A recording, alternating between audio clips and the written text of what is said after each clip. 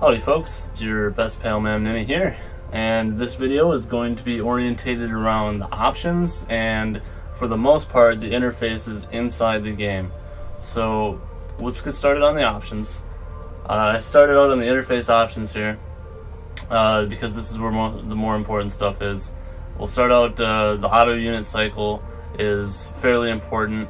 This is useful for when you're, well, most particularly, it has other uses, but most particularly it's useful for in multiplayer when you're in a war, so that your screen isn't being dragged over to a worker who needs something to do or a unit that you're not wanting to move right away. So you can turn this off and on when you're in the game. I keep it on at every situation that I'm not in a war when I'm in multiplayer.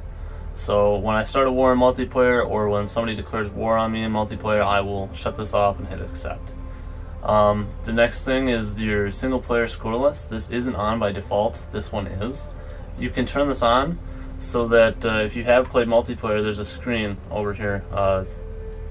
It's a transparent, semi-transparent screen that shows you the score of everybody in the game regardless of whether or not you've met them. It won't tell you who they are, but it'll tell you that unmet player has this score, or if you're in multiplayer it'll say name of player has this score. You'll see that in game. There's a way to check this in single player, and there's also a way to check it in multiplayer, but it's just simpler to keep it on like this so that you don't have to constantly be going through your interface, and there's actually a couple things you have to click to see it. So it's just quicker, it's more readily available, you can see it, just look over, good to go, look over, good to go. So we'll head into game options. Really the only important thing is here is your advisor level, and it's straightforward.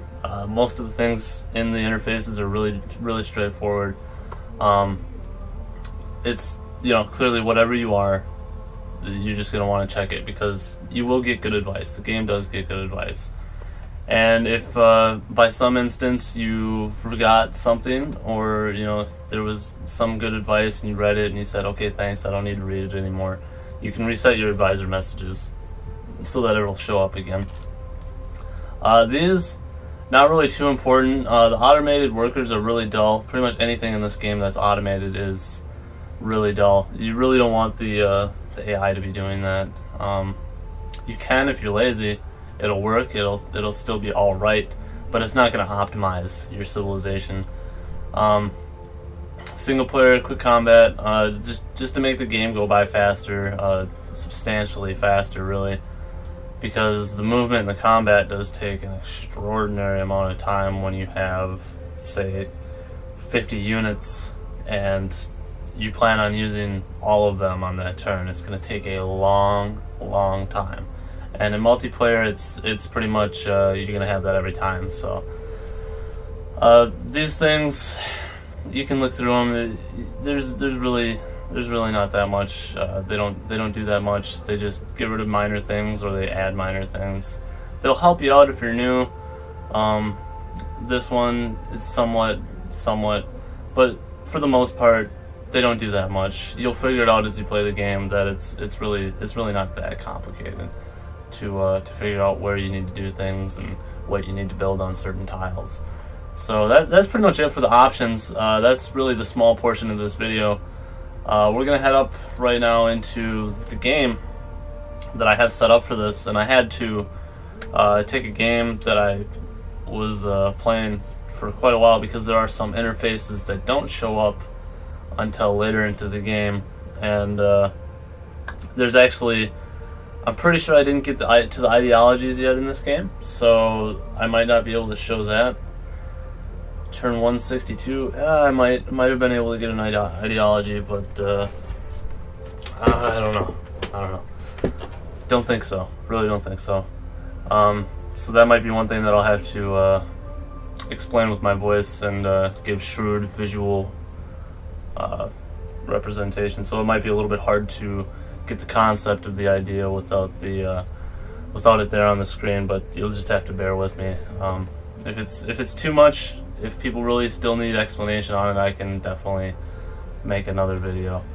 So here we are. I'm just gonna let this load up a little bit because if it's loading, it might desync the audio a little bit too much. I don't think it will, but it's definitely a possibility there, and I don't want you guys like hearing a split. Can't really make out what I'm saying. Oh yeah, okay, we should be good. Okay, so what we're gonna do here, we're gonna start out with your toggle map options on and off. As you can see here, I have the resource icons on. You can see a lot of the map just disappeared. I keep it on just because it's simpler to tell iron, gold, and you know, your luxuries and the deer and the fish tiles. It's just a little bit easier to see. I can tell it's there, I know it's there, and then I can start thinking about the other things. So it's kind of useful. Whether or not you use it, it does destroy the map a tad bit, but it's not enough for me to really care. So that's just one of my personal preferences. It's not really so much of helping you, but you know, if you're new to the game, you should probably keep it on. That way, you know, it dies, because it's gonna tell you when you hover over it. You know, it's gonna tell you when you work it. It gives +4 happiness, and it's actually only supposed to give +1 gold, but since I'm in a golden age, it's gonna say +2. But it's a nice option that's there. I keep it on. I kind of recommend it for everybody, but it really just depends on how good your eyesight is and how adjusted you are to the game. One that I would definitely recommend to new people is your yield icons. As you can see, it destroys the map a tad bit, a little bit more than the resource icons. But if you're new to the game, this is really going to help you when it comes to telling what your tiles are giving you, telling where you should settle your cities, and just giving you a more quicker and simpler identification with what you should be doing with your tiles, what they turn into eventually when you get certain technologies, when you build certain buildings, especially, you know, like I said before, where you should be settling your cities. So there's you got that. Definitely recommend this for the new people. It's really going to help you out. It definitely helped me out, and at this point I have pretty much everything memorized, or if I forget about something, I'll just hover over it and you can see right above next turn there, it tells you the tile yield is 5 production, 3 food, 1 production, 2 food, 2 production. So it's nice. The hex grid just is kind of nice for letting you know how distant you want your cities to be. You know, if you want this city to be working this wheat, which is 1, 2, 3, you know, the maximum amount of tiles it can work anyhow, and you want to set another city 1, 2, 3 tiles away, but you'd still be, you know, you'd be sharing this tile. It's kind of nice. I use it every now and then to count the tiles. It's just a little bit easier instead of you know, it's kind of all jumbled together. It looks nice like this, but yeah, when I'm counting tiles, I'll use the hex grid here. Trade routes, I keep this on mainly because when I have internal trade routes, it's really easy to tell if I have a trade route already going from Copenhagen to Chicago, or vice versa, if I have the 2 trading routes going there. That way I don't accidentally send a caravan or a cargo ship to a city that I can't make an internal trade route with. So it's just a quicker, easier way to tell where my trade routes are already going. When they're going to other you know, like city states and other civilizations and stuff like that, it's not that useful, but you still know, you know, you have a trade route going to Vilnius. So you got that. That's pretty much it for your toggle map menu, toggle map options menu. There's some useful things in here. They all have their purpose, really. No, not even sure what that does anymore. So we'll head up into where the main portion of your interfaces are going to be, and that's right here in your additional information. So we're going to start off right at the top. We're going to go to your advisor console, however pronunciation you wish. We're going to start out with the economic advisor. I cannot honestly say that I've ever used the economic advisor. Maybe I'm just good with my economics, but I can't really say she has much use. Maybe you can find a use for her. I never really have, so I can't really recommend or say that she's useful for anything. So we're going to move on straight to the science advisor. He could even potentially be less useful than the economic advisor. He's pretty much just going to tell you at the start of the game, you should get this technology for your resources and for your luxuries. And as long as you keep building your science buildings and you keep growing in population, he's pretty much going to tell you, hey, doing a great job. He's going to tell you what he's telling me right now. And it's not even efficiency, because being on quick pace on turn 162 with 194 science, not that great. I should be probably somewhere in the 300s if I was really doing above average, and somewhere in the 250s to 300s if I was doing all right, kind of standard.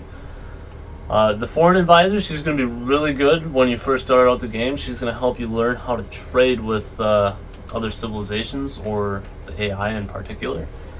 She's pretty much going to let you know what she's telling me now. We have additional citrus, so she's telling me, hey, you have an extra citrus that isn't doing anything, and you can use it to trade for whichever empire doesn't have any, which happens to be the Ottomans.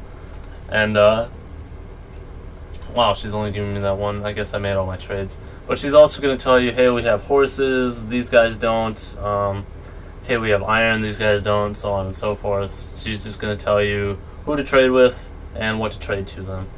The most useful advisor here is the military advisor. He's going to be useful throughout the entire time that you're playing this game. You're going to be checking him almost all the time. Well, not all the time, actually. Every now and then you're going to be checking your military advisor, regardless of what stage you're in the game. And that's not just from start to finish in the game. It's from whether you're new to the game or you're more experienced in the game, such as me. I still use my military advisor because he tells you, everybody, but in particular you want to be focusing on your neighbors, unless you're on some sort of island map and you don't really have any neighbors and you're susceptible to some sort of attack at all times. Then you kind of want to be checking everybody.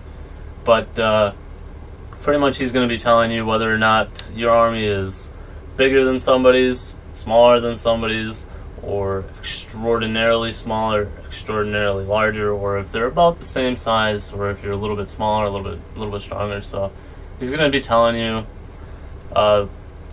pretty much he's going to give you advice on if you should attack somebody, if you should be building units to defend against somebody, if you should be on the offensive, if you should be on the defensive of a certain attack, whether or not you're doing well in your war. Also, if he's telling you that you're destroying a lot of their units, or you're destroying more units than they're destroying yours, which you can tell when you're in the game clearly. But he's going to be helpful when you're new to the game. He's going to help you later in the game, just for telling pretty much your standpoint on your military and compared to everybody else, at least. So he's fairly useful. So we'll move on. That's your advisors. Your demographics. This is probably the most useful, if not the most used demographic, the most used interface. It gives you a plethora of things, and it can tell you so many different things about your standpoint and who's really doing well and who's really doing bad in the game. It's only going to tell you who's in first, who's in last, and what rank you are. So we'll start off from the top. Your population value is a little bit skewered.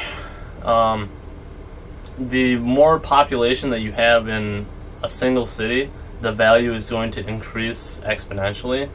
So for example, and to make it as simple as possible, a city at size 1 is 1,000 population value, and a city that has size 2 is going to be 6,000 population value, and then a city that's size 3 is 21,000 size population, or size value.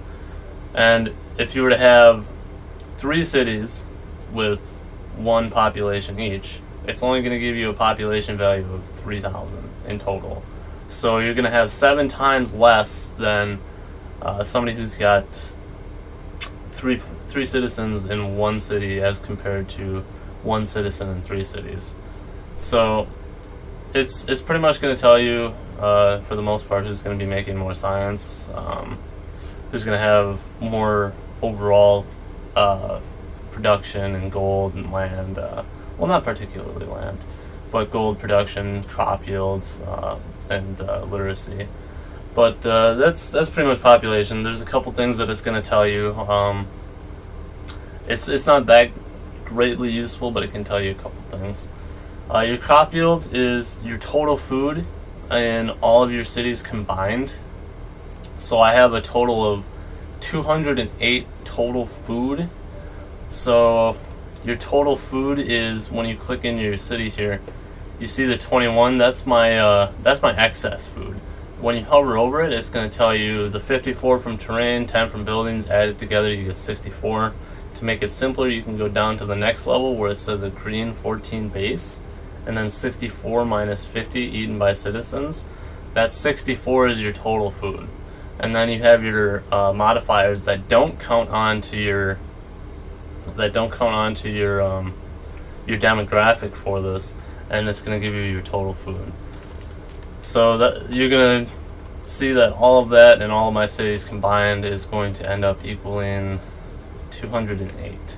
And that's, the crop yield is pretty much going to tell you who's growing the fastest as well as who's got the most population, because your total food doesn't necessarily decrease as your population goes up. Your excess food can decrease, but your total food is going to stay approximately the same, depending on what focus you're on. But you know, like if you go from food focus to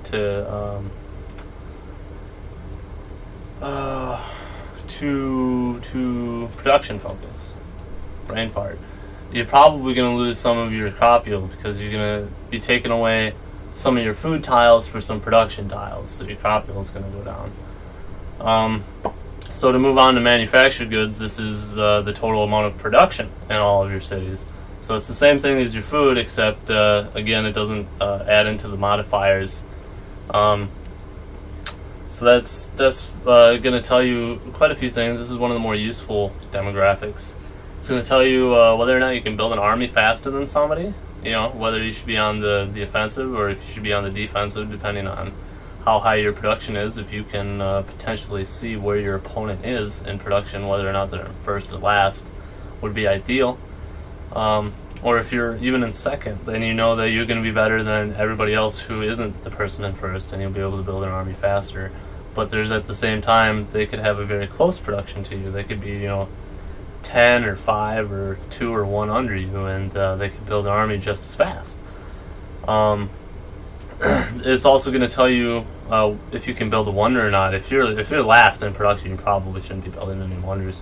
But when it comes to building wonders, it's going to tie in with your literacy a little bit. So you can see that I'm 4th in literacy but 2nd in production. With that combination, I should be able to build almost any wonder I want, depending on where Suleiman is. I'm assuming that Suleiman, because of his position and the rest of the demographics, that he is close to being 1st or 2nd in literacy. So I'm assuming that he's higher than me in literacy, and that he's going to get whatever wonders he wants because his production is significantly higher than mine, and his science is a little bit higher. And the last thing that manufactured goods is going to do for you is, when you get to the World Congress, there's going to be 3 things that you can do. It's called the World's Fair, the International Games, and the International Space Station. If you're first in production, you're going to be wanting to vote those in or propose those things, because you're going to be able to finish those in first place and get the super special bonuses, which are really, really nice. So it's good to have. And it's also good to note that if somebody who is first in production is proposing those, that you should either vote no on it, or that you should kind of refrain from putting all of your production into it and just going for the 2nd place or 3rd place or whatever floats your boat. So that's your manufactured goods. It's fairly useful. It tells you a couple things. GNP is an acronym for Gross National Product. It's going to tell you your total income. So you can see the plus 360 total income coordinates with the 360 value. It again doesn't include your expenses, which is your unit maintenance, building maintenance, and tile improvement maintenance. It does include the trades that you make, so if you trade away 10 gold per turn, this is going to go down to 350. that's basically it for GMP. Otherwise, it will tell you that you can host a bigger army, or you can buy more things. Really, it doesn't particularly go hand in hand with the amount of gold per turn that you're making. Why does it goes up but not down? Oh, anyhow, you could be making less value in here, but you could have less building maintenance or unit maintenance than the person who's ahead of you, and you could actually be making more gold per turn and essentially making more gold to be spending on buildings or city-states or whatnot. So your land is very simple. It's 10,000 value, or square kilometers, for every tile you have. I'm gonna move this down because I don't like it up in the clouds like that. I can count up all of the 163 tiles for you, but that would include me counting to 163. It should be fairly difficult and time consuming, so I'm not going to do that. You're just going to have to take my word for it. Or you can test it out for yourself. When you start a new game, everybody starts out with 70,000 value because they start out with 7 tiles. You have the 6 tiles around your city, and then the tile that your city's on. So soldiers is the value is counted by 4 different things. Those 4 different things are clearly the size of your military, how advanced your military is when it comes to technologically, how many upgrades your military has, and how healthy your military is. So if your military isn't at full health, it's going to have less value, and when you heal it up, your value is going to increase.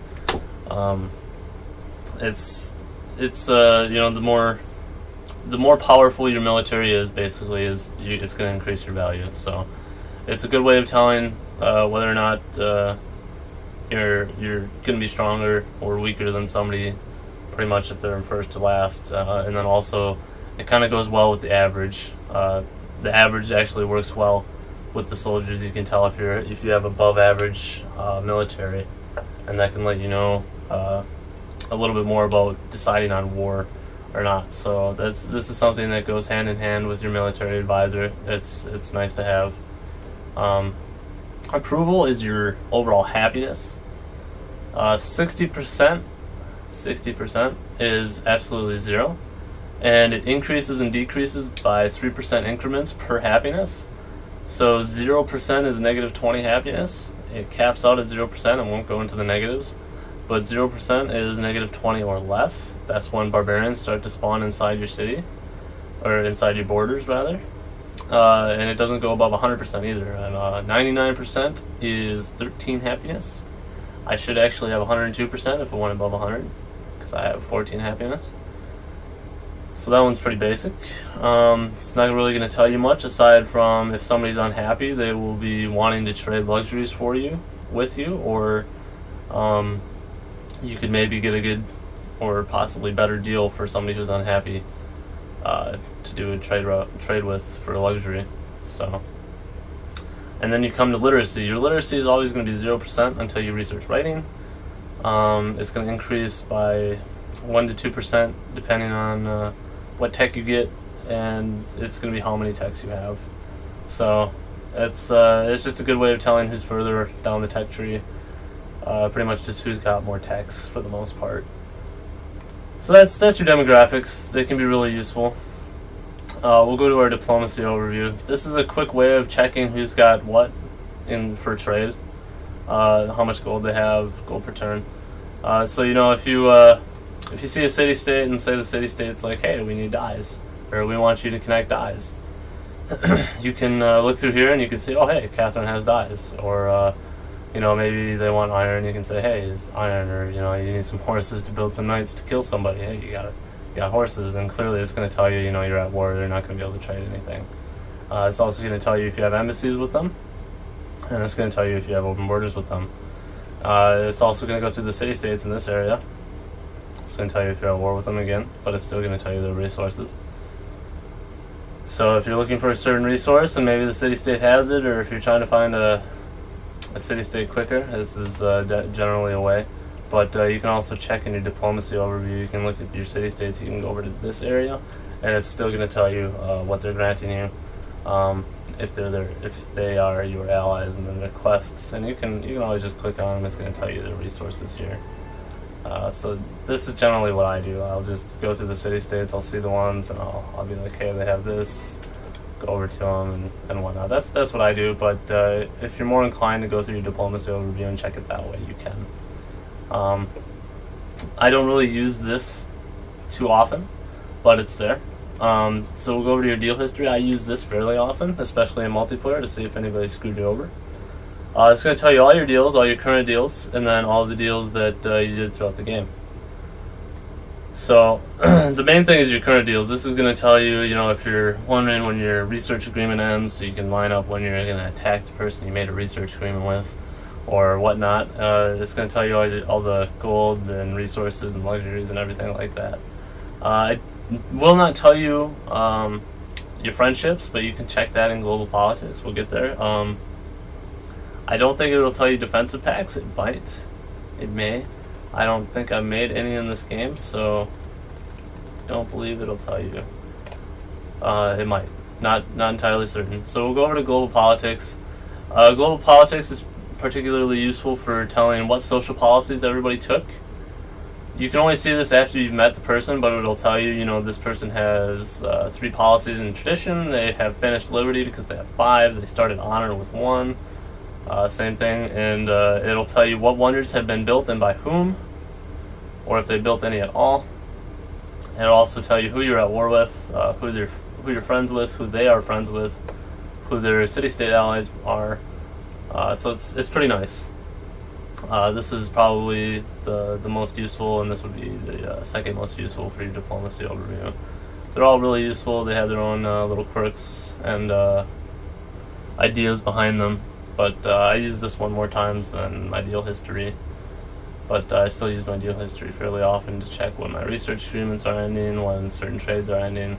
But, a lot of them are generally on the same turn because I'll make all my trades on the same turn or within a couple turns. So that's your diplomacy overview. We'll go to your economic overview. This is really not that useful, and it's not really that great for checking anything quicker. Pretty much you can tell the particular things that you're getting your income from. That's really kind of the only use, and you can also tell whether or not you've got shrines or temples in certain cities, or if you have built a monument in certain cities quicker. It's mainly for if you have a lot of cities and you're having a hard time managing all that. That can be a little bit stress reducing to do this. It's pretty much just gonna tell you where you're getting gold from, how much your city connections are giving you your gold. So if you're into that, you can do that. Your city income, how much each city is making in total, as you can see. The resources and happiness tabs of this economic overview is really kind of distraught. It's a little bit more complicated than it needs to be, and it's not that visually inducing. It's not that easy to look at. There's an easier way to look at this. You can clearly tell your happiness by just going over here, and that's actually, in my opinion, a little bit easier. It does give a little bit more details, but you can also check that by going to your resource list, and you can check all your exports and imports, and they give nice little graphics, and they actually have colors with them, so that's kind of nice. It still tells you your strategic resources and your bonus resources, so that's the main thing that you would be looking at when it comes to your resources and happiness. So you're going to be looking at your resources are in your resource list. It's a little bit easier, and your happiness stuff is over here, so it's going to be a little bit easier to look at this or this. But if you want to look at both of them at the same time, I guess you can do that. But I don't see any use for that, so I really almost never use the economic overview. Even if I do have a lot of cities, I can manage my cities without this. So I can't really say there's much use for this. If you can find some sort of use for it, go ahead. Feel free to try and explain it to me.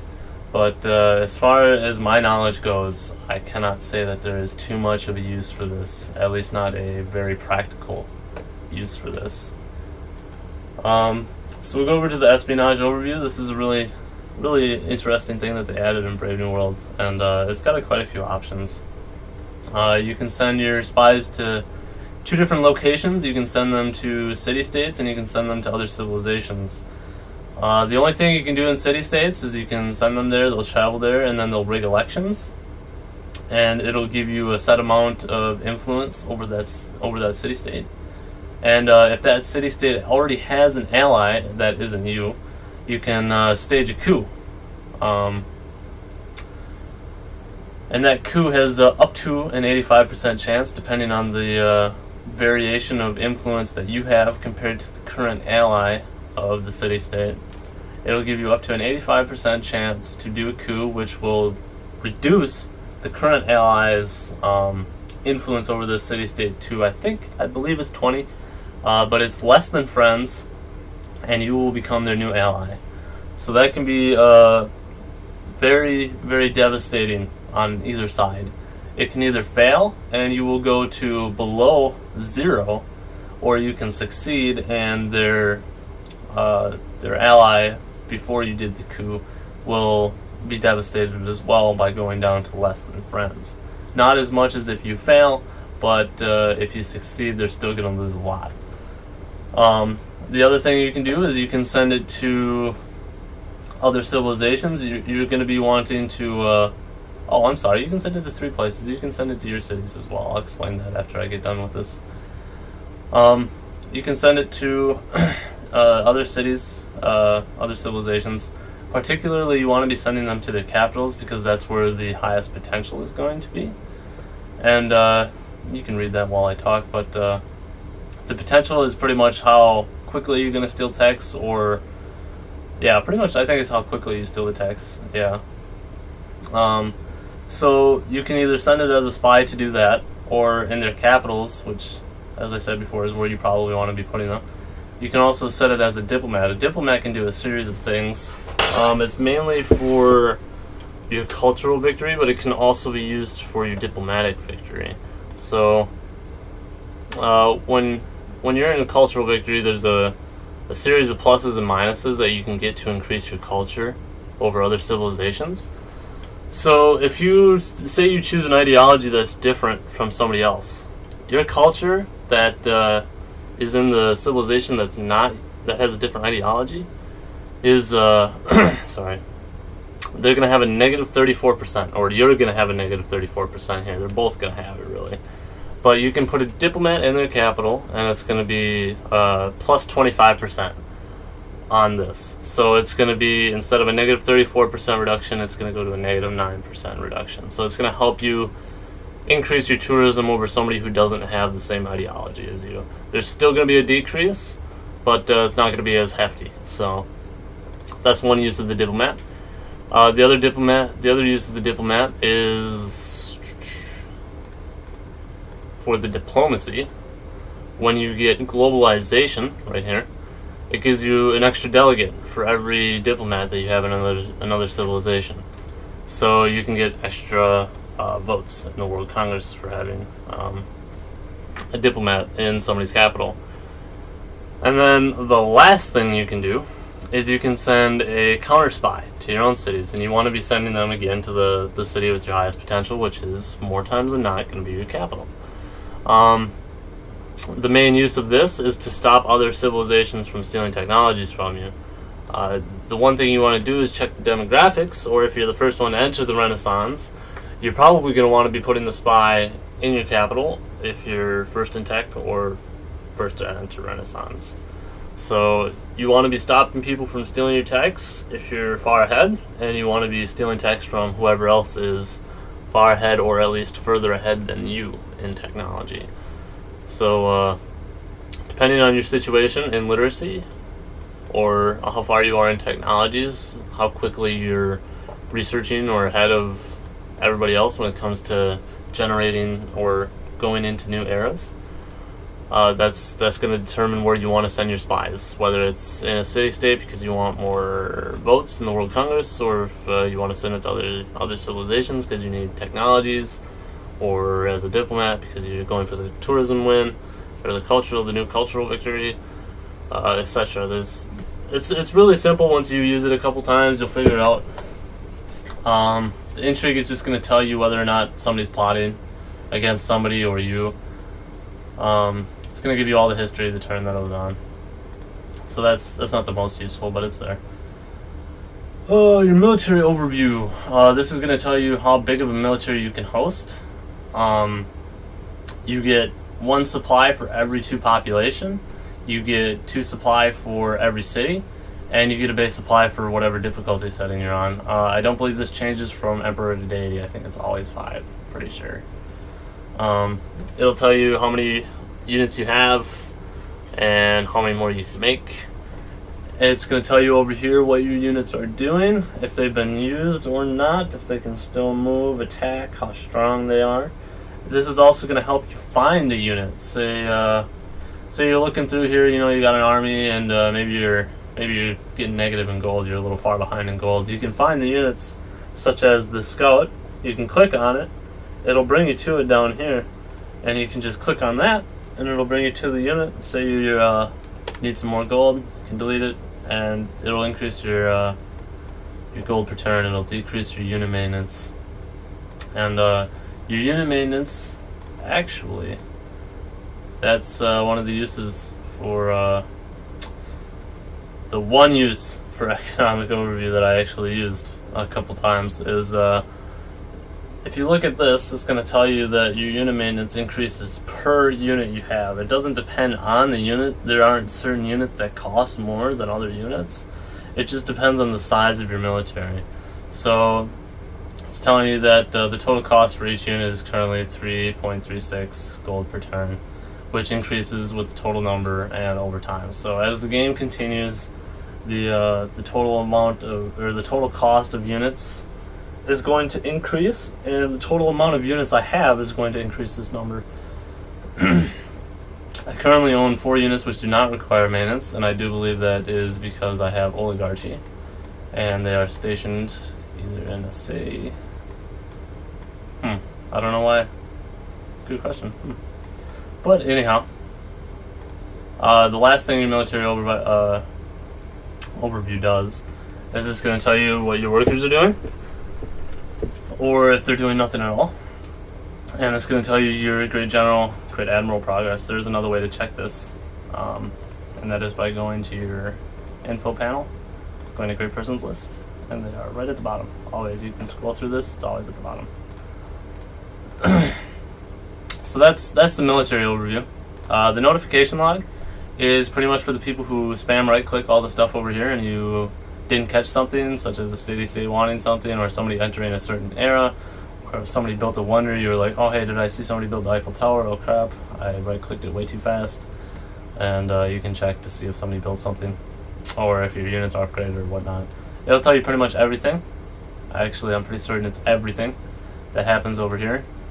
You can't go all the way back to turn 1, but it'll show you quite a few. That's pretty much it for the notification log. I don't really use it that much. It has its uses for the people who spam right click and they miss something.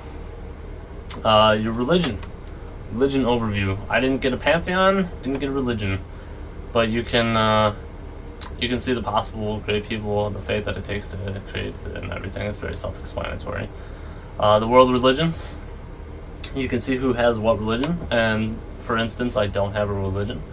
Perhaps if this was multiplayer at least, I could ask somebody, hey, I would sort the religions, and I would be like, hey, wow, I like the growth rate, and I like the production, and I like that I'll get culture and faith from my wine and incense. So I'll be like, hey, Protestantism, hey, America, oh, sorry, buddy, I want your religion, I've changed my mind, I want your ways.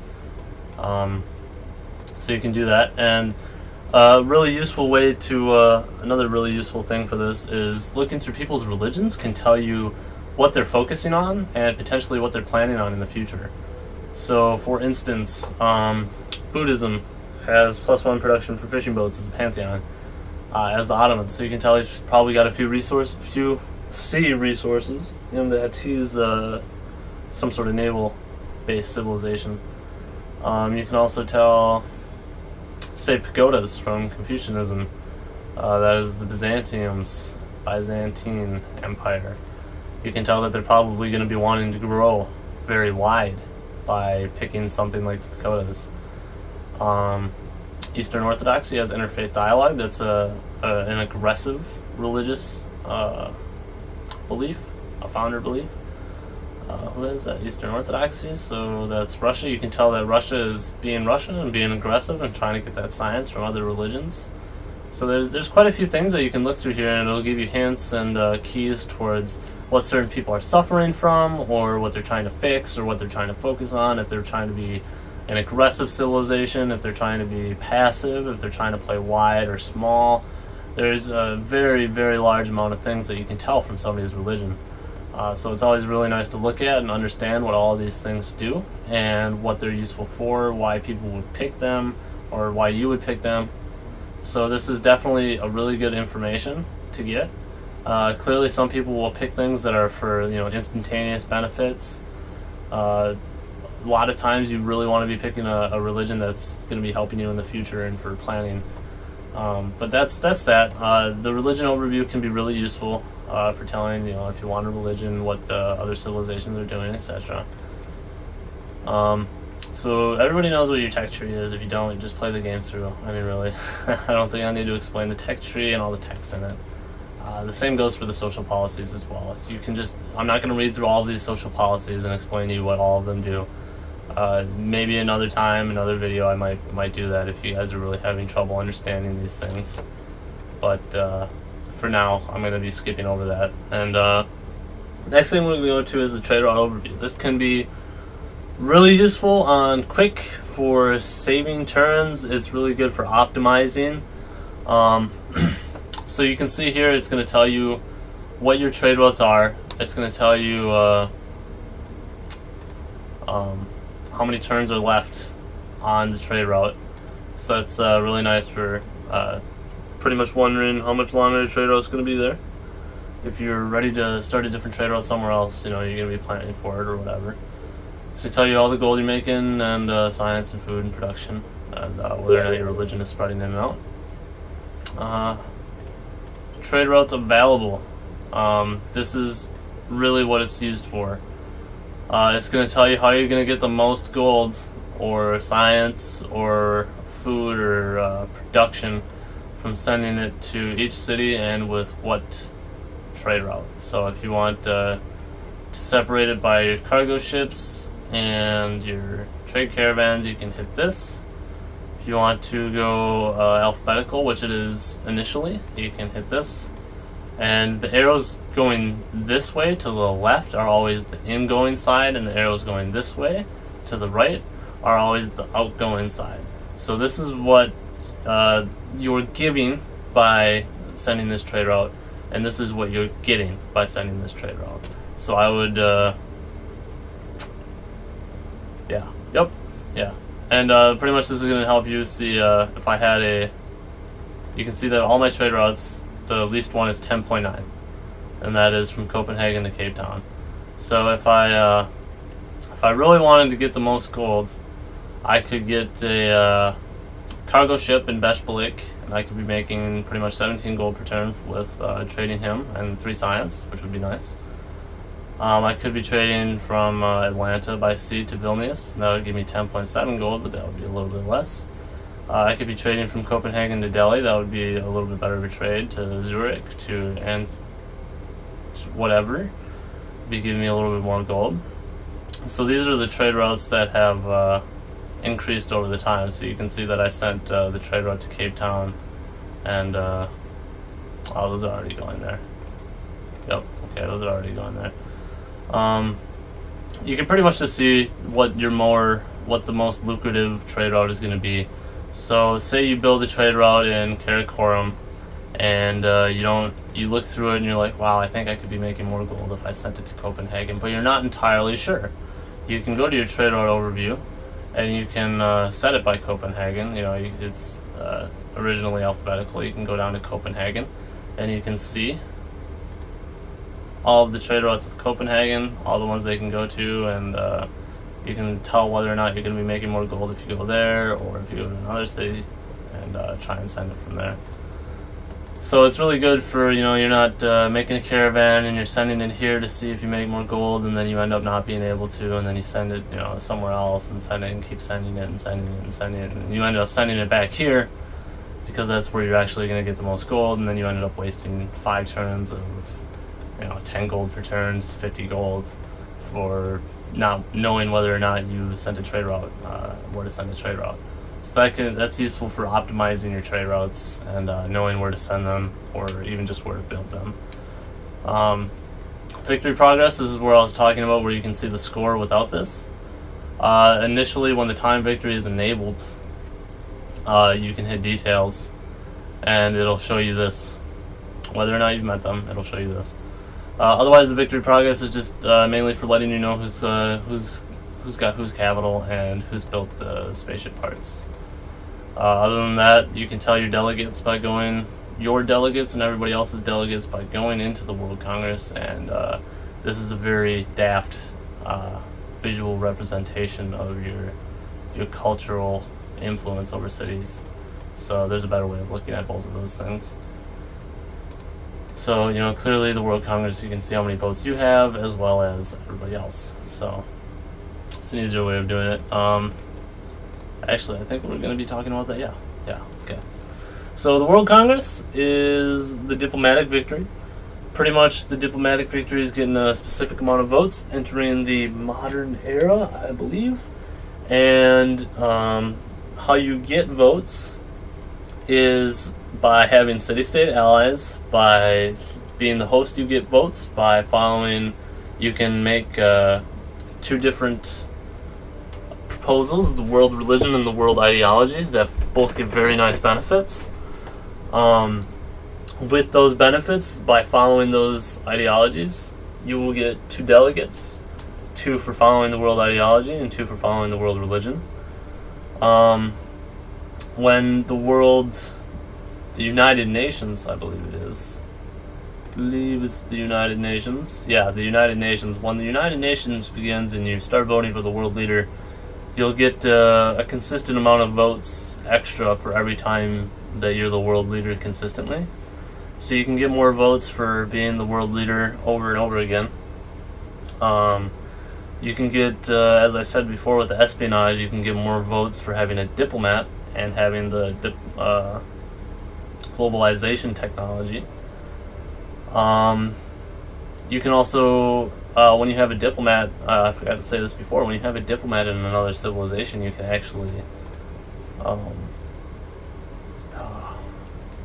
I don't have a diplomat, but you can pay other civilizations to vote yay or nay on the different proposals, and even for the world leader.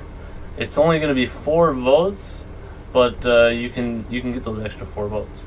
And on the other side of the coin, you can get other people, if they have a diplomat in your city, you can get them to pay you to make certain votes on certain things. So that's one way of trading that your foreign advisor isn't going to tell you. It's kind of a nifty little trick. I guess you could call it a tip. Aside from that, there's really there is one other way to get delegates, and that is through building the Wonder, the Forbidden Palace, which is right here in Banking. It's going to give you 2 more delegates. But other than that, that's the main way you're going to get delegates. City-states, diplomats when you get a certain tech, the Forbidden Palace, following the world ideology and the world religion. Yeah, pretty much those things. I might have missed something, but I'm pretty sure that's all the things you can get votes from, and clearly you get a vote for being a member. So that's all the additional information that is relevant for the most part. So there's a couple more things. Your great persons list. This is going to tell you all the great people that are in progress or have been progressed throughout the game. So as you can see, it tells you that I'm making +7 points towards a great engineer and Karakoram every turn. And when you hover over the yellow-black part, it's going to tell you the current amount of points you have, the total amount of points you need, and it's going to do the math for you and tell you how many turns remaining until it's there. There is another way to see this, but it's not going to tell you how many turns. You have to do the math yourself. It's going to tell you your bonuses, however, when you look at it this way. But it's going to pretty much tell you the same thing, just without doing the math and telling you how many turns it's going to take. So I find it's nicer to look at this so that you can see just how many turns it's going to be until, you know, maybe you're hoping for a great engineer so you can get a certain wonder because you're going to get a tech soon, or, you know, see how soon you're going to get a great writer and see if you can time it up. You know, maybe you really need a social policy, or, you know, get more tourism. Great scientists line it up with tech or whatever. So it's a good way to tell when you're going to get great people and be able to time it up with a couple things. Clearly, this isn't showing all the things, and you can see that this is an infinite amount of turns because it's making +0. At one point, it was making great merchants, but it stopped, and I'm guessing, or assuming at least, it's because the AI had them, and they played on gold focus, and that activated the market. Chicago. Yeah, it activated the market at one point or another, so it's got a couple points in there. So that's pretty much everything over here. Your unit list is a dumbed down version of your military overview. Your city list is a dumbed down version of your even dumbed down version of your economic list. I've already went through the resource list, and there's not really anything there. So the last thing that we have to go through is the culture overview, which can be accessed two different ways. You can click on your tourism thing, it'll bring you to the last one, and you can click on the one over here and it'll bring you to your culture. So we're going to start over here on this side. I'm going to tell you right now, I never learned how to do this, mainly because I never really wanted to. I'm certain if I really tried or looked at it long enough, I could figure it out, and I'm sure you can too. Because this game, again, is not that complicated. Everything is very straightforward. But the main thing that this is going to tell you is it's going to tell you what great work slots you have open and which ones you have filled. And it's going to tell you what buildings give great work slots. And yeah, that's pretty much it. You know, you got the overlays again. You know, you can see these in other different ways. But that's pretty much what it's used for. It's telling which cities you have open work slots for. So we're going to go to a culture overview. This is where I'm going to have to do some visual representation because there is no ideologies. Public opinion. This depends on how much influence by culture that civilizations have over each other. You will get dissidence, civil resistance, and revolutionary wave if you do not make any tourism or little tourism as compared to another civilization who has a different ideology than you. So let's say that the Ottomans, who are making the most tourism and are familiar with Byzantium and Carthage, we'll use Carthage or Byzantium as an example here, because you can see that he's familiar, he's rising quickly. They have trade routes. He's making more tourism, or a fair amount of tourism with her. And she's only making 4 tourism. So let's say, get them closer together somehow. Okay, yeah, okay. Let's say that Byzantium chooses order, and the Ottomans choose freedom. Byzantium is going to get major public opinion. She's going to have unhappiness, and when somebody does pick an ideology, it's going to tell you their overall happiness and their civilizations. So you won't have to keep checking the diplomacy to see who's got a certain amount of happiness after people have reached ideologies. You can just check that here. I'll give you an exact number, and it'll tell you if it's more than 13 happiness, or if it's less than, or if it's more than 14 happiness, or if it's less than -20 happiness. So, back to what I was saying. The amount of influence that a civilization has over another with differing ideologies will give dissonance to whoever has the less influence.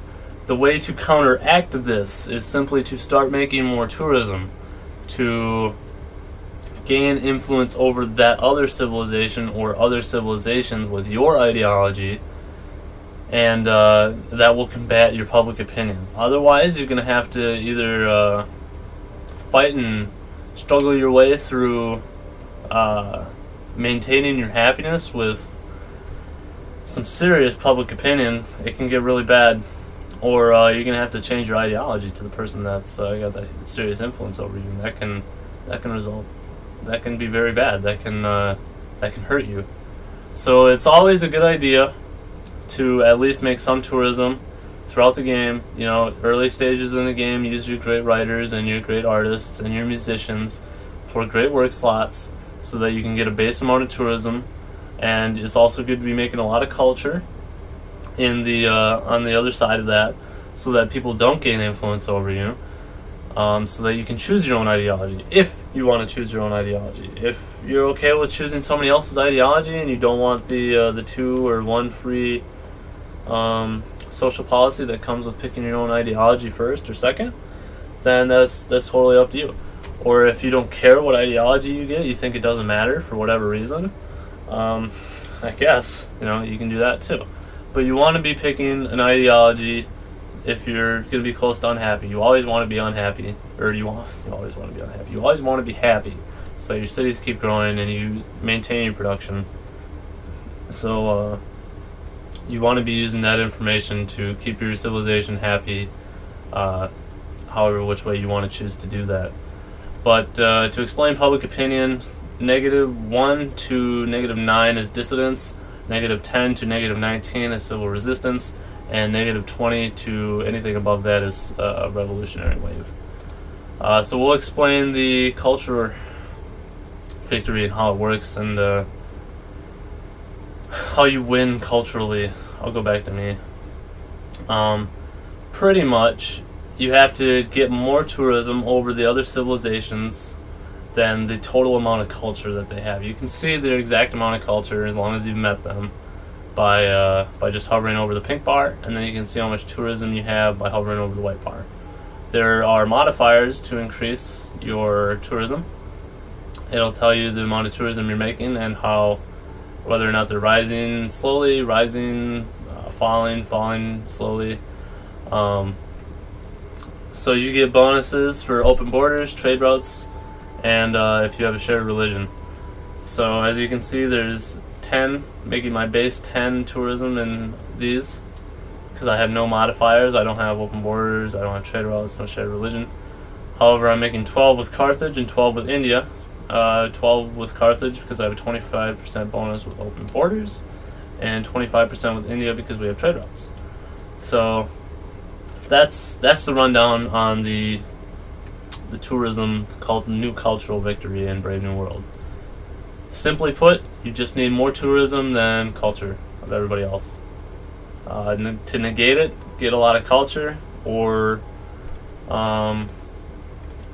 there's a couple ways, because you can get the Great Firewall to negate somebody's internet technology. There's ways of increasing your tourism. I forgot to say this. Should have said this earlier, and it's mainly pretty much actually all through technologies. It starts out with your hotels. That's going to increase your tourism in your cities, and then your airports are going to increase your tourism in your cities, and then the two biggest things are your national visitor center, and then the internet. And the Great Firewall can negate the internet. So it's kind of a toss-up between which one you should get first. Depends on how far ahead in tech you are, how far behind in tech you are, how close you are to a cultural victory, if you really need the internet or not. So that's these things kind of go hand in hand. Yeah, I think that's it for the culture overview. I think I explained everything. If not, I might be able to go more in depth. If people still don't understand it, I can definitely make another video. But that's all the interfaces. That's all the additional information interfaces. That's your toggle map menu interfaces. That's the two useful, well, aside from your tech, but the two useful info panel interfaces, and I think that's all I got. I hope you guys learned something. Thanks for watching. Good luck.